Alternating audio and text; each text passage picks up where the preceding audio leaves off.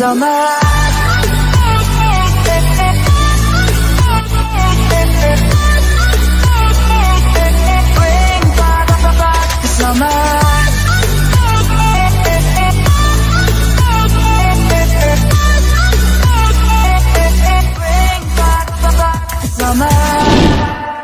up, les amis d'Ampam. Donc aujourd'hui, je vous retrouve pour une toute nouvelle vidéo.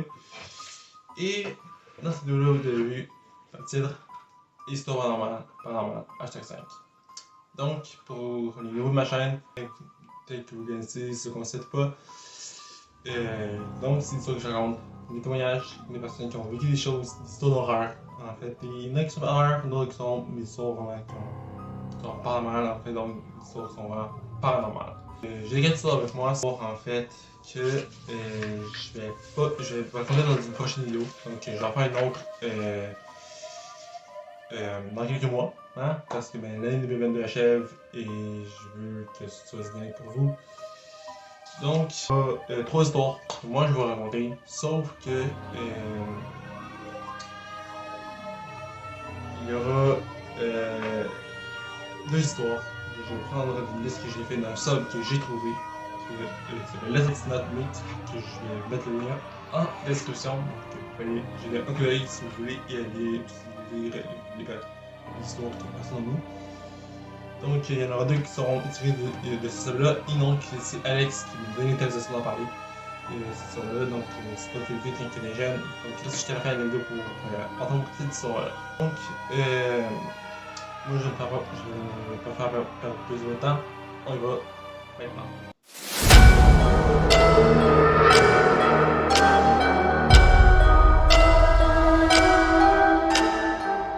Donc la première histoire était une personne, en fait une femme qui ne mentionne pas son nom. Elle dit que cette histoire-là, elle a vécu quand elle avait 15 ans. Et que c'était une jeune fille qui était relativement intelligente, bonne élève, bonne à l'école, malgré l'enfance difficile. Pendant l'été, elle travaillait en temps plein dans un parc d'attractions et elle grandit avec peu de supervision dans sa vie. Son père qui est hors de la ville, sa mère qui était absente depuis longtemps. Donc elle a appris par elle-même à faire attention. Elle est pas enfant unique, elle a une sœur qui a 3 ans plus âgée qu'elle. Donc ces deux-là en fait vivent dans la maison. Donc son histoire commence en fait un peu et c'est une journée qui finit, une fin de journée, il est 23h, elle vient de finir de travailler. Et le parc vient de fermer. Donc elle se dirige vers chez elle et en gros, précisément dans la région où elle habite, ça peut être un peu sommaire. Elle marche jusqu'à chez elle et c'est devenu une habitude pour elle. Elle dit qu'environ ça lui prend 10 minutes. Donc une fois arrivée chez elle, sa sœur n'est toujours pas là, mais elle ne se pose pas beaucoup de questions. Elle est fatiguée, elle décide de monter en haut, se préparer, mettre en pyjama et d'aller se coucher. Lorsqu'elle commence par s'endormir, elle entend un bruit. Elle dit précisément que ce bruit ne l'alarme pas trop parce qu'elle sous-entend que c'est un bruit habituel que la maison faisait. Donc, toujours dans son lit, elle crie « Wendy, Wendy, c'est toi? » Rien. Elle recrie à nouveau « Wendy, c'est toi? » Et là, silence. Plus rien. Et là, elle est pétrifiée. Et elle précisément qu'elle dit qu'encore toujours, elle fait des choses qu'elle ne comprend pas, et même si on lui posait des questions, elle ne saurait pas comment nous l'expliquer. Donc, elle est sortie tout de suite de son lit, et la porte de chambre, en fait, au moment quand elle l'a laissée, elle était entrouverte. Donc, la porte est toujours entrouverte, donc, elle sort de son lit et ouvre la porte complètement, et se rend au sommet des escaliers. Et ce qu'elle voit à mi-chemin, c'est un homme, dans la vingtaine, environ, c'est un homme qui est environ dans la vingtaine, pas plus grand que 65 pieds 7, mais quand même pas grand, mais solide. Il a les cheveux blonds, bouclés. Elle lui a demandé ce qu'il était en train de faire, mais le gars a gâché sa réponse, confus, et l'homme en question a tout simplement dit « Où est Wendy? Ma mère m'a dit de ne pas me mêler aux femmes. Où est Wendy? » Donc, il me dit que son soigneur, mais son soigneur, son regard, le gars se droguait. Et elle ne sait pas pourquoi, en fait, elle s'est mise très en colère. Elle n'était pas seulement effrayée. Elle s'est mise à crier sur le gars en lui disant qu'elle allait appeler son père et Wendy et qu'il devait simplement partir. À sa grande surprise, le gars l'a fait. Il s'est retourné et il s'est retourné dans l'escalier et il ne sait pas où est-ce qu'il est allé. Mais ce qu'elle en a déduit, c'est que le gars est parti. Elle ne sait pas comment que le gars est entré, mais elle en a déduit que le gars était visiblement là pour elle. Donc, c'est pour ça qu'il l'a suivi.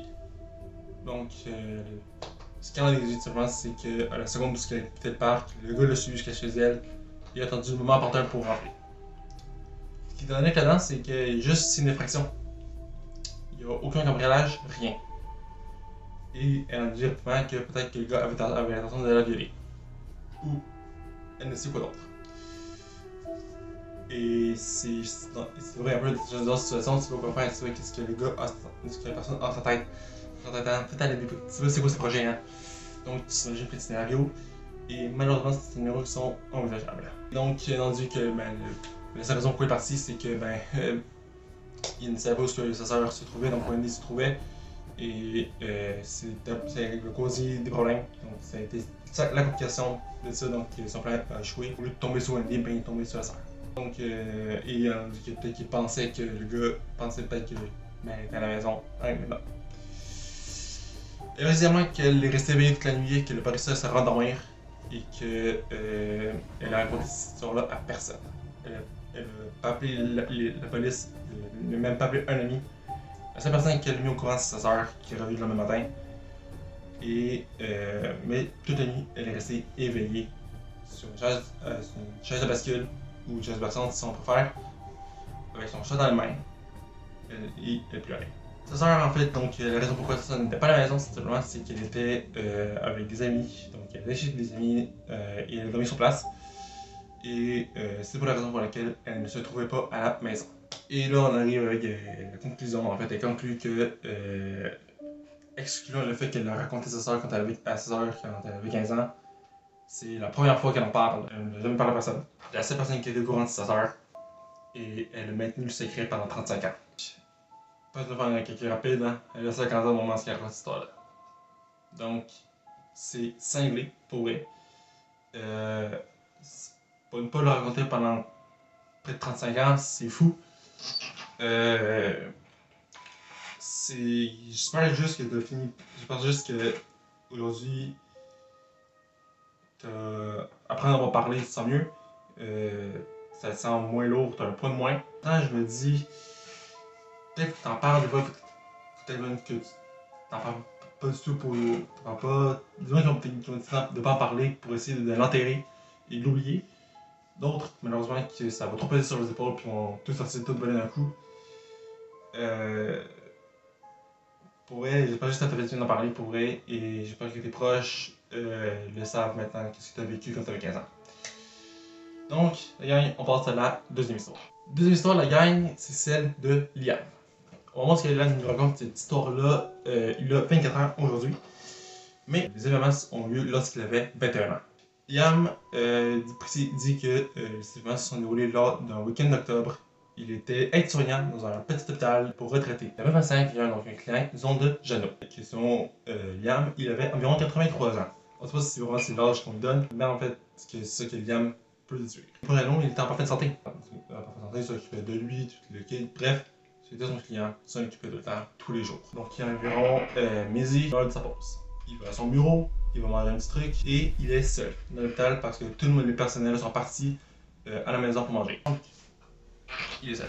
Après qu'il finit de manger, il décide d'aller voir si tout le monde va bien et effectivement, tout le monde fait leur sieste. Liam explique qu'il fait seulement le tour de son couloir et précise qu'ils sont environ une quarantaine de personnes, 40 personnes dans chaque chambre. Donc, il va voir si tout le monde va bien, sauf dans celle où est-ce que la porte est fermée et qu'il y a un écriteau marqué de ne pas déranger qui a été placé par les infirmières. Il continue, il se rend compte que il n'a pas encore été voir Jeannot. Notamment, c'est la première chose qu'il fait à ce moment. Donc, quand il finit, quand il finit sa pause, c'est la première chose qu'il fait, voir Jeannot. Mais, ça change un peu ses habitudes, ça ne l'en pas du tout. Mais quelque chose qui est là, c'est l'attention, qui n'est pas l'habitude. Il précise que cette journée-là, il faisait 30 degrés dehors, avec un gros soleil, sauf que dans notre hôpital, il faisait froid. Ce qui était très bizarre. C'est pas la même tension que d'habitude et c'est pas normal qu'il fasse autant froid tandis qu'à l'extérieur il fasse 30 degrés. Donc, il continue, il finit par entendre un bruit qui provient de la chambre de Jeannot. Et il dit qu'il aurait jamais dû faire ça. Parce qu'en entrant dans la chambre, il voit ça partout sur le mur, des totems chelous partout avec des croix de Jésus. Et ce qui est le plus terrifié, c'est que Jeannot était possédé. Et ça, c'était tout simplement cette théorie et parce que ben, Geno était en train de flotter dans les airs. Et il dit précisément que c'est vrai que quelques-uns ont pas peur en disant ça, mais quand que lui l'a vécu, ben, il a flippé. Tellement flippé qu'il a décidé de partir et de ne plus jamais mettre les pieds dans cette terre. Dans un fond, il a appris que la chambre 18, la chambre où Geno était possédée par le diable. Elle a été condamnée et elle a fini par geler. Elle a fini par dire qu'aujourd'hui, à l'heure actuelle, la chambre a été réouverte et qu'elle a été purifiée. Donc, le mal a été chassé. Quand pareil, il n'est jamais retourné dans cette hôpital et il est toujours traumatisé de ces événements. Ça, pour vrai, ça me fait bader. C'est typique film d'horreur. C'est vraiment ça. Le sang, les totems, whatever, ok? Le pire, c'est qu'il croit que Jésus aurait été viré. Mais comme il dit tantôt que Geno était possédé, on sait pas. Ok? Pour lui, c'est théorie parce qu'il flottait dans les airs. Est-ce que c'est vrai, est-ce que c'est faux? Il y a 50% de chance de boire. Mais quand même, ça reste énormément traumatisant. Et je peux comprendre Liam depuis pouvoir retourner dans cet hôpital-là. Encore une fois, comme la première personne, j'espère que tu vas mieux aujourd'hui. Mais là, c'était vraiment là. Donc, dis-moi ce que vous en pensez des histoires que je vais vous lire. Et on passe à la dernière histoire qui est celle d'Alex. Alors voilà, on est dans l'histoire d'Alex. Il faut savoir que pour ceux qui sont nouveaux sur ma chaîne d'ailleurs, que vous n'avez pas encore vu la vidéo d'Alex, je vous conseille d'aller les voir. J'ai une playlist qui s'affiche dans le i à droite de votre écran. Allez les voir pour vrai, vous allez voir, c'est une nouvelle édition. Mais Alex, il faut savoir que pour ceux qui sont venus depuis longtemps sur ma chaîne, vous le connaissez, vous l'avez vu sur ma chaîne plusieurs fois par l'épée, faire son Joker. Mais que ça devant hors caméra, des fois quand j'ai des problèmes de stories sur Instagram, je le prends. Vous voyez qu'il fait une connerie. Mais quand Alex peut être sérieux, c'est vrai. Et il m'a raconté cette histoire-là il y a quelques années. Et avec le temps, bon, il a fini par l'oublier. Puis il me l'a raconté récemment. On s'est rencontré le 4 octobre 2006 pour faire un petit refresh pour tout le monde. Donc, je sais qu'il a vécu quand il était jeune, je crois. Il était pas vieux. Il était pas très vieux. Et il est avec son père. Donc, il est avec son père, ses parents sont séparés. Et Alex prend des bains, souvent. Depuis 22 ans, je fais ça, c'est débile. Puis oui, il y a 22 ans. Hein? Alex a vu. Ce qu'il m'a dit, en fait, c'est qu'il a vu une ombre. Ce qu'il a vu, ça a été une ombre, il est capable de voir ça. Puis plusieurs personnes ont dit ça dans sa terre, je suis sûr qu'il y a quelques personnes qui sont capables de voir ça. Qui ont ce don-là. Alex a vu une ombre et il a juré que c'est son grand-père. Du côté de son père, je sais pas s'il l'a connu ou pas. Peut-être qu'il l'a connu bébé, je sais pas. Mais son grand-père portait un habit qu'il portait de son vivant.